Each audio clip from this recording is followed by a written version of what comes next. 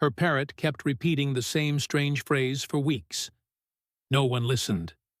Until her grandson realized the bird had witnessed a crime. Margaret Doyle had never liked silence. After her husband passed away, the quiet in her house became unbearable.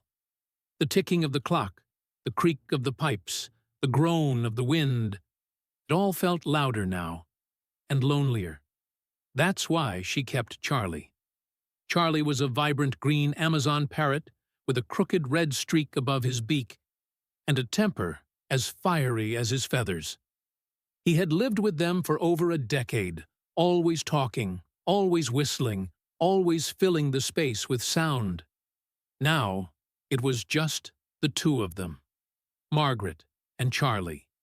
And most days, that was enough. Except for one thing. Charlie had developed a new phrase, and he wouldn't stop saying it. Money, money, thief, she takes it. Over and over. Sometimes softly like a whisper. Other times shrill and urgent, loud enough to startle Margaret while she washed dishes or nodded off in her chair. She'd laugh it off at first. Goodness, Charlie, what nonsense is that now? But the more he said it, the less funny it felt. It wasn't until her grandson Alex came to visit that the phrase began to mean something. Alex was 21, a college student studying computer science in the city. He hadn't visited for a few months, so Margaret was delighted when he called to say he'd be coming for the weekend. "I miss your cooking," he'd said with a grin. And Charlie's attitude. He arrived on a rainy Friday evening, wet jeans and laptop bag slung over his shoulder, and Charlie immediately perked up from his perch in the corner of the living room. "Hey, you little gremlin," Alex chuckled, stepping up to the cage. "Still talking nonsense?" "Money, money, thief, she takes it," Charlie shouted immediately. Alex paused, blinked, and turned to his grandma. "What was that?" Margaret gave a tired smile. "He's been saying that for weeks. I think he's going through a dramatic phase." Charlie fluffed his feathers and let out a mischievous cackle. Alex tilted his head. "Huh. Sounds like something he heard. Not made up." Margaret shrugged. "Well, he's always picking things up. Your grandfather used to say strange things when watching the news, remember?" Alex didn't respond immediately. His eyes stayed on the bird for a second longer than usual. The weekend passed peacefully. Margaret made lasagna, Alex helped with tech issues on her laptop, and Charlie filled the background with his usual banter and whistles. But every day, without fail, came the phrase, "Money, money, thief, she takes it."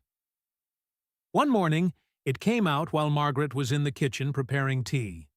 Alex sat in the living room flipping through a newspaper. Charlie was muttering softly to himself, then suddenly raised his voice. "Money, money, thief, she takes it." And this time it was followed by, "Bad girl, sneaky girl." "Shh." Alex frowned. "Grandma?" "Yes, dear?" "Who usually visits you? Like, aside from me?" Margaret wiped her hands and leaned out from the kitchen. "Oh, not many. Just Susan now and then. You remember Susan, my niece? Blonde? Works in real estate?" "That's the one.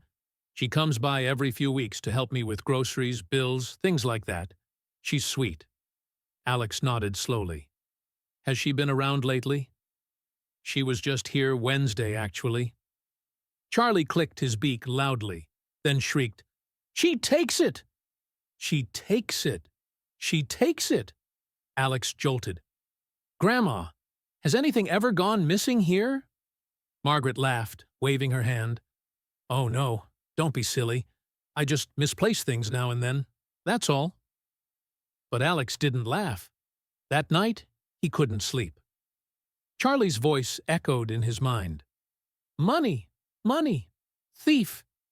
He started thinking more carefully. He remembered Susan. She'd always been friendly, sure, but also oddly quick to accept help managing things. bills, groceries. Once, she'd even joked about saving Grandma from bank machines. And Margaret had always kept cash in a shoebox in her wardrobe.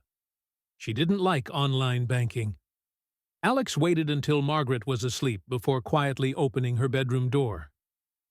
"Just checking," he whispered, pulling the wardrobe open. The shoebox was there. He opened the lid. Cash. Maybe a few $100s in neatly folded bills. But something felt off. Margaret had always kept it full. Emergency money. It looked a little thinner than he expected. He quietly closed the box and tiptoed out. The next morning, Charlie was more agitated than usual. "Money! Money! Thief! She takes it! She's sneaky. She hides it. Every month." Alex stared at him, a chill running down his spine. He needed answers, not guesses, not assumptions. Proof. He asked his grandma gently during breakfast. "Grandma, do you keep track of how much money you keep in the wardrobe box?" "Roughly," she said. "It's for emergencies, so I don't really count every bill." "And Susan knows about it?" "Well, yes. But only because she once helped me hide it better when we had a handyman over." "Why?" Alex hesitated. "I'm just thinking about Charlie's weird little phrase." "Oh, sweetheart," she chuckled. "You don't really think he's warning us about Susan?" Alex said nothing, but deep down, he absolutely did. That afternoon, while Margaret napped in her recliner and Charlie preened in the sun, Alex made a decision. He took out his phone, opened the Smart Cam app, and synced it to a small motion-triggered camera he kept in his tech bag. He'd used it once for a class project. Now it had a new purpose. He placed it carefully on top of the bookshelf facing the hallway, angled toward the bedroom door. Then he placed a second one inside the bedroom itself, just low enough to catch someone entering the wardrobe, but hidden behind a stack of books on the desk. He didn't tell his grandmother. Not yet. But he left a note on the fridge. "Hey, Grandma, I'll be back in 2 days. Had to run back to campus. Love you and Charlie." Charlie squawked as he packed. "Thief! She takes it!" Alex gave the parrot a long look. "I'm listening," he whispered. And then he left, waiting, hoping he was wrong. But deep down, he knew he wasn't. The house was quiet again. Margaret never liked when Alex had to leave, even for a couple of days. She knew he was busy with school, that he had his own life, but the empty space he left behind always felt a little colder. Charlie, however, seemed more restless than usual. "Money, money, thief, she takes it. Bad girl, bad girl." "Enough of that now," Margaret sighed, turning down the volume on the TV. "It's just you and me, mister." Charlie bobbed his head, then muttered something unintelligible before going silent. She didn't notice the tiny black lens blinking softly from behind the books on her desk. 2 days later, Susan arrived. As always, she wore a bright smile and brought a box of store-bought cookies. "Thought you might like a treat," she said cheerfully, kissing Margaret on the cheek. "Oh, thank you, dear. That's sweet." They sat in the kitchen for tea. Margaret chatted about Alex's visit, her aching knees, and the news. Susan nodded politely, occasionally glancing at her phone. Charlie sat on his perch, eyes sharp. He didn't say a word.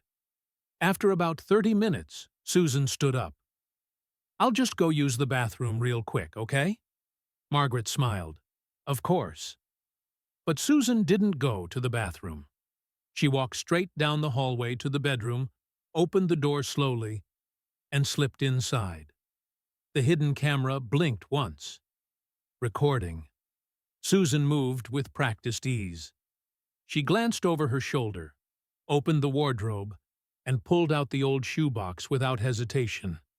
She lifted the lid, counted quickly, and slid a few bills from the middle of the stack into her purse. Then she closed the box, gently pressed the lid, and returned everything exactly as it had been. She took one last look around the room and walked back to the kitchen. Charlie let out a sharp screech. "Money! Money! Thief!" Susan flinched. "God, that bird," she muttered with a forced laugh. Margaret chuckled politely. "He's been on about that for weeks now. Don't mind him." Susan smiled, but it didn't reach her eyes. That evening, Alex returned.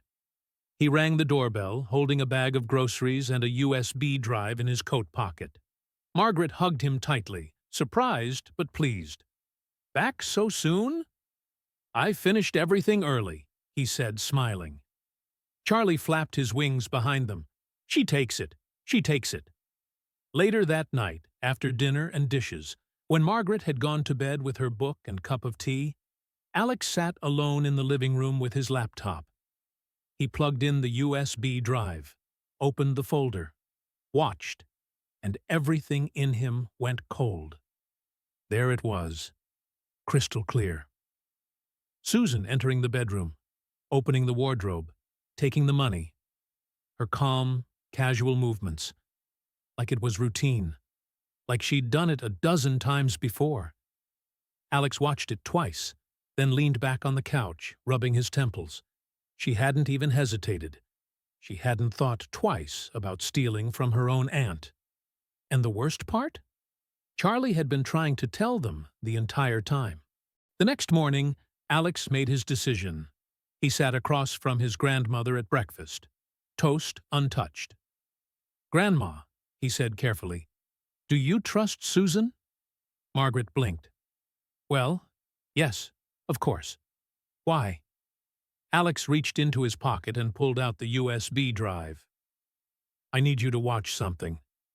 The footage lasted barely 90 seconds. Margaret didn't say a word as she watched. Her eyes widened, her mouth opened slightly, and by the time the video ended, her hands were trembling around the mug of tea. I don't understand," she whispered. "Why would she?" "She's been doing it for months," Alex said gently. "That's why Charlie repeats it. He saw her, over and over again." Charlie, as if on cue, gave a low whistle. "Thief. She takes it." Margaret covered her mouth with her hand. "I feel sick." Alex got up and wrapped an arm around her shoulders. "I'm so sorry, Grandma, but we can stop her. You don't have to go through this alone." She sat in silence for a while, staring at the USB drive. Then, softly, "I want to report her." That afternoon, they drove to the local police station. Alex explained everything: the footage, the suspicion, the strange behavior of the bird, the history of the cash stash. Margaret confirmed it all, her voice calm but resolute. The officer listened carefully, reviewed the video, and made notes. "You did the right thing coming in," he said. "It's not the first time we've seen something like this. We'll handle it." They left the station in silence. Back in the car, Margaret looked out the window and said quietly, "I kept thinking I was just forgetting things, that I was getting old. But I wasn't crazy, was I?" Alex shook his head. "No, Grandma. You were just too kind to think someone could do that to you." That night, back at home, Charlie was in high spirits. "No more thief! No more thief!" Margaret smiled through tired eyes and walked over to his cage. "You clever little spy," she whispered, slipping a sunflower seed through the bars. Charlie bobbed his head, then shouted, "Good girl! Good girl!" Margaret laughed for the first time in days, and for the first time in a long while. She didn't feel alone. The house was unusually still the next morning. Margaret stood by the window, hands wrapped around a warm mug of tea. The same view she'd looked at for years, the small garden, the white fence, the quiet neighborhood, somehow looked different now. Sharper, more real. In the background, Charlie chirped gently from his cage. No dramatic phrases today, just quiet sounds, like he knew that something had shifted. Alex sat at the kitchen table, scrolling through his emails, waiting for the inevitable. And then, right at 9:13 a.m., the doorbell rang. Margaret opened the door to find Susan standing on the porch, as cheerful as ever. "Auntie, I was just stopping by to say hi. Thought you might want—" "Come in," Margaret said softly, stepping aside. Susan blinked, surprised by the flat tone, but smiled anyway, and entered. Alex stayed in the kitchen. Charlie watched from his perch. Susan sat on the couch, crossing her legs neatly. "Everything okay? You look tired."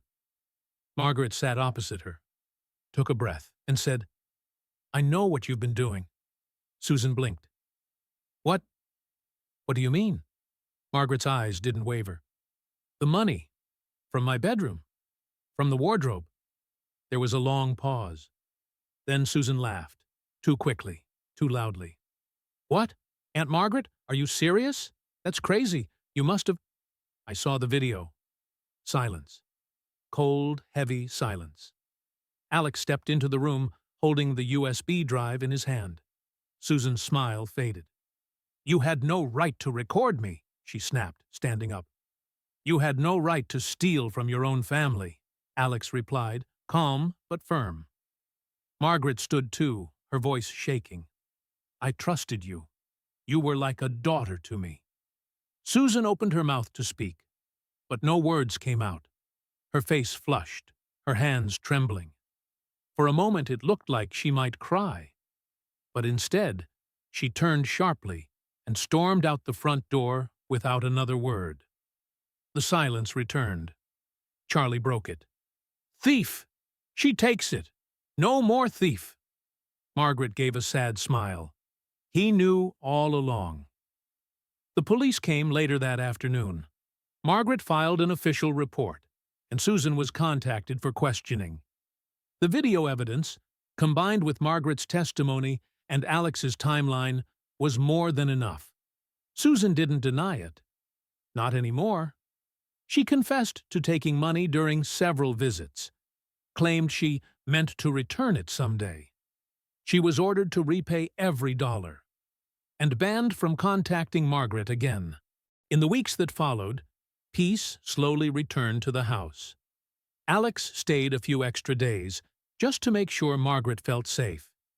She returned to her daily routines: tea at 10, crossword at 4, and feeding Charlie his sunflower seeds exactly at sunset. But something had changed.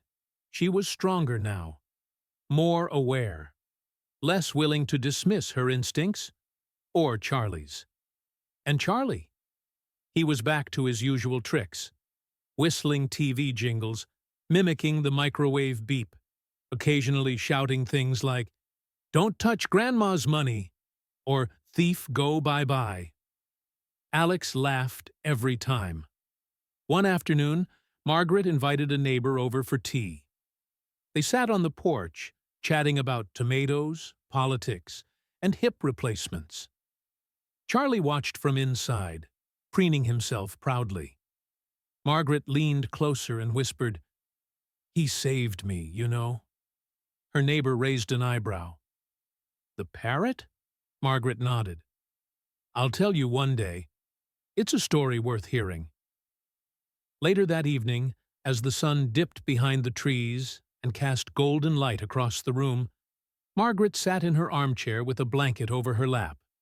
Charlie hopped onto her shoulder and nuzzled her ear. "Love you," he whispered. She smiled. "I love you too, Charlie." And in that moment, in that quiet, golden glow, Margaret felt something she hadn't felt in a long time. Safe. Truly safe.